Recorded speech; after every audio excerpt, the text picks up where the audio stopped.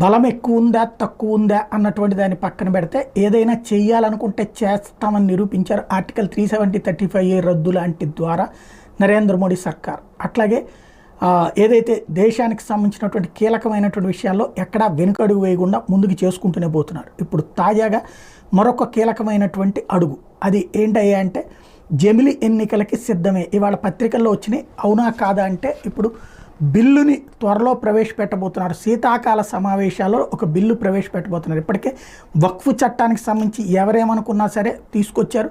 అలాగే అక్కడ సెలెక్ట్ కమిటీకి పంపించారు. ఆ బిల్లు మీద చర్చ జరుగుతుంది. ఇప్పుడు ప్రస్తుతం సెలెక్ట్ కమిటీది అయిపోయిన తర్వాత ఆ బిల్లుని ఆమోదింపజేసుకోవడానికి సిద్ధంగా ఉన్నారు. అలాగే ఇక్కడ బలం లేదు అంటే రాజ్యసభలో పూర్తి బలం వచ్చింది, లోక్సభలో పూర్తి బలం ఉంది.